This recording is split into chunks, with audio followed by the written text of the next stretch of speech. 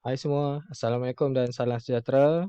Bersama saya dalam kongsi ilmu bersama Cikgu Syamsul Suzaimi bin Ahmad Syukri daripada SMK Saint Xavier. Baik, pada kali ini saya akan berkongsi satu ilmu dalam mata pelajaran asasan komputer tingkatan 3 iaitu bab keempat, kod arahan. Dan saya akan fokuskan kepada subtopik 4.1.5 iaitu membina pangkalan data. Di sini saya akan tunjukkan cara bagaimana untuk kita membina pangkalan data. Baik, sebelum tu sedikit pengenalan berkenaan dengan pembinaan pangkalan data. Yang pertama, ia dibina menggunakan sistem pengurusan pangkalan data atau lebih dikenali DBMS. Apa itu DBMS? DBMS merupakan singkatan kepada Database Management System. Yang kedua adalah perisian yang kita akan gunakan atau akan kita pelajari adalah Microsoft Access. Dan ini merupakan simbol bagi Microsoft Access. Baik, yang ketiga, kenapa kita menggunakan perisian Microsoft Access ni? Kerana Microsoft Access telah dilengkapi pelbagai tools bagi memudahkan pembangunan, pengurusan dan penyelenggaraan pangkalan data hubungan. Baik, ada beberapa objek dalam pangkalan data. Yang pertama, jadual ataupun table, pertanyaan ataupun query, borang ataupun form, laporan ataupun report. Okey, baik. Mari kita lihat penerangan berkenaan dengan objek-objek dalam pangkalan data. Okey, terdapat 4 objek. Yang pertama adalah jadual ataupun table. Okey, jadual ini merupakan satu entiti diwakili oleh satu jadual. Maksudnya, entiti itu mewakili jadual ataupun jadual itu adalah entiti. Dan ia menyimpan data mengikut baris. Setiap baris data dipanggil record. Okey. Yang kedua adalah pertanyaan ataupun query. Meminta data yang tertentu daripada satu atau lebih daripada satu jadual. Data yang diperolehi boleh dicetak atau dipaparkan. Baik, query ni kita boleh buat sama ada satu ataupun lebih daripada satu jadual. Borang ataupun form merupakan antara muka pengguna dan komputer memudahkan kemasukan data, memaparkan data daripada pertanyaan, mengubah, melihat atau memasukkan data. Maksudnya di sini dengan adanya borang ataupun form, ia akan memudahkan kita untuk kita nak memasukkan data, kita nak kemas kini, kita nak delete atau apa-apa saja berkaitan dengan data tersebut. Baik, berkenaan dengan borang, kita akan pelajari pada topik yang berikutnya. Okey, secara lebih detail. Okey, laporan ataupun report.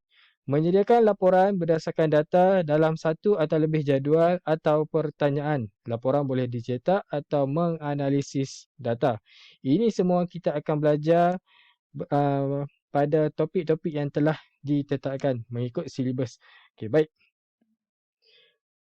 Sebelum kita teruskan dengan pembinaan pangkalan data, okey, baik. Kita perlu kenal dulu jenis-jenis data yang ada dalam pangkalan data. Okey, terutamanya dalam pembinaan jadual. Okey. Jenis data yang pertama adalah auto number. Okey. Menjana pembilang secara automatik dalam susunan menaik. Okey. Yang kedua, teks ataupun short text panjang yang terhad kepada maksimum 255 aksara sahaja. Memo ataupun long text boleh menyimpan teks sehingga 1 GB. Number hanya menyimpan nilai angka. Okey. Contoh number ni kalau kita nak masukkan nombor IC tanpa simbol sempang, okey, ataupun dash, kita boleh menggunakan number. Okey, date and time, nilai tarikh dan masa bagi tahun bermula dari 100 hingga 9999. Baik. Auto nombor, okey, saya balik kepada auto nombor.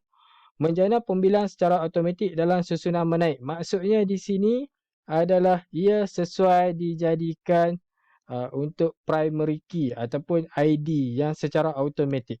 Okay, baik, kita akan lihat dengan lebih detail. Baik.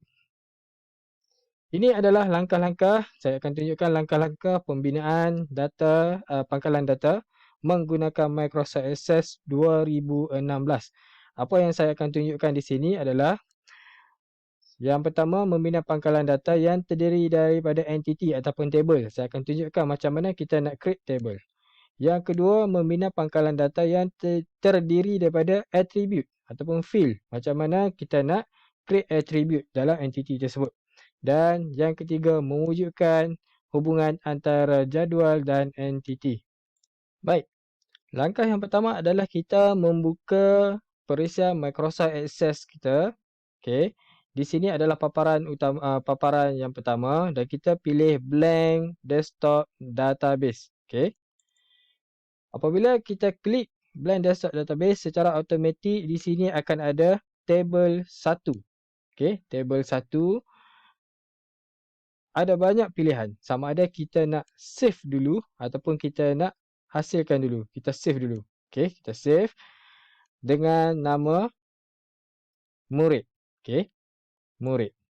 Baik, di sini akan tertera nama murid. Okey, baik. Untuk topik ini, kita akan hasilkan dua table, iaitu table murid dan table markah. Dan table ini kita akan gunakan sehingga tamat topik 4.1. Baik, macam mana kita nak create table yang kedua? Okey, kita klik pada menu create dan kita create table. Okey, table. So, dia akan ada lagi satu table.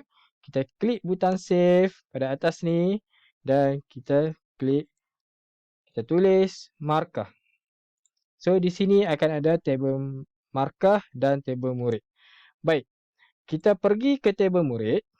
Okey, itu adalah langkah yang pertama macam mana kita nak create table ataupun entity. Di sini kita ada dua entity, entity murid dan entity markah. Baik, sekarang saya nak tunjukkan cara kita untuk memasukkan ataupun menetapkan attribute bagi entity murid ini. Yang pertama, kita perlu klik pada view dan design view. Okey, di sini field name ataupun attribute yang kita kehendaki. Okey, kita tetapkan attribute yang pertama adalah ID murid dengan short text. Okey, kita tak mahu dia jadikan auto number. Yang kedua, nama murid juga short text. Yang ketiga, jantina kaum, nama kelas, nama guru kelas. Para pelajar perlu perhatikan di sini attribute tidak boleh ada ruang kosong. Maksudnya jika ada dua perkataan nama dan kelas, saya sambungkan ia menjadi satu menggunakan underscore, simbol underscore. Okey, baik. Sekarang dah siap kita punya field dan kita save. Okey. Begitu juga. Dan kita close. Begitu juga dengan markah. Okey. Macam mana kita nak masukkan attribute? Kita klik pada view dan design view dan kita masukkan attribute yang kita nak. So, di sini untuk murid kita dah ada entity murid dan attribute nama ID murid, nama murid, jantina kaum, nama kelas, nama guru kelas. Okey? Baik. Baik, sekarang saya akan tunjukkan cara macam mana kita nak masukkan attribute bagi entity markah. Okey, kita klik pada butang view, kita pilih design view dan kita tetapkan. Yang pertama adalah ID markah. Kita letakkan short text. Okey, yang kedua ID murid. Short text juga. Okey, yang ketiga mata pelajaran BM, BI, Sains, Matematik, okey, Sejarah, Geo dan ASK. Baik, kesemua data type ataupun jenis data kita tetapkan sebagai short text. Okey, baik. Dan kemudian kita save. Okey, kita cuma klik pada simbol save sahaja. Baik, kita dah ada dua table ataupun dua entiti iaitu murid dan markah. Sekarang yang ketiga, saya nak tunjukkan macam mana kita nak create ataupun kita nak cipta relationship antara dua entiti ini. Yang pertama, kita perlu klik pada menu create dan database tool dan kita ambil relationship. Okey, baik. Di sini akan terpapar dua table. Okey, kita klik table yang pertama iaitu markah, kita add dan murid kita add. Kemudian kita close. Kita lihat antara dua entiti ini. Entiti yang pertama murid dan entiti yang kedua markah. Di sini terpapar kunci. Okey, kunci primary key ataupun kekunci utama lah. Okey, kunci primer. Ini kekunci primer bagi markah. Kita lihat ID murid ada pada entiti murid dan juga ada pada entiti markah. Jadi kita boleh connectionkan dia dengan cara kita klik pada ID murid pada entiti murid dan kita drag kepada entiti markah di ID murid. Okey. Baik. Kemudian kita klik ketiga-tiga ini. Di sini dia tulis one to many dan kita klik create. Okey. Secara automatik dia akan paparkan one to many. Ini adalah simbol bagi one to many. Baik. Itu adalah cara macam mana kita nak create relationship dan kemudian kita klik save. Baik.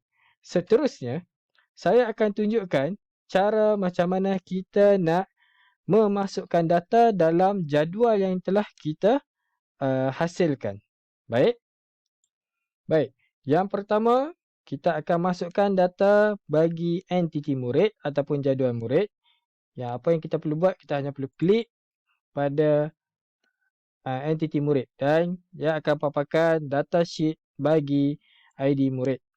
Okey. Yang pertama, atribut ID murid. Kita boleh masukkan record SM101, nama murid Damia Zahra. Okey. Binti Rahim. Okey. Anda boleh tarik dia sekiranya ingin lebih jelas. Okey. Jantina perempuan. Okey, kaum Melayu. Nama kelas 3 asertif. Nama guru kelas Fatimah binti Seman. Baik. Ini rekod yang pertama. Di sini, murid merupakan entiti. Atribut adalah ID murid, nama murid, jantina kaum, nama kelas, nama guru kelas. Dan ini, maklumat ini ataupun data ini adalah rekod. Okey, adalah rekod bagi entiti murid. Baik, mari kita masukkan rekod bagi entiti murid dan entiti markah. Baik, di sini saya telah masukkan kesemua data bagi entiti murid. Okey, di sini ada 7 rekod untuk entiti murid dan bagi entiti markah juga ada 7 rekod. Okey, bagi setiap subjek saya dah masukkan ke semua rekod bagi setiap field ataupun setiap atribut. Okey, itu merupakan cara macam mana kita nak membina atribut, macam mana kita nak membina entiti ataupun jadual dan kita nak memasukkan rekod dalam pangkalan data. Okey. Jadi kita dah masukkan ketiga-tiga ini dan saya harap sedikit perkongsian daripada saya ini dapat membantu anda memahami topik ini. Semoga terus bermanfaat dan semoga kita bertemu lagi dalam topik yang akan datang. Sekian, terima kasih.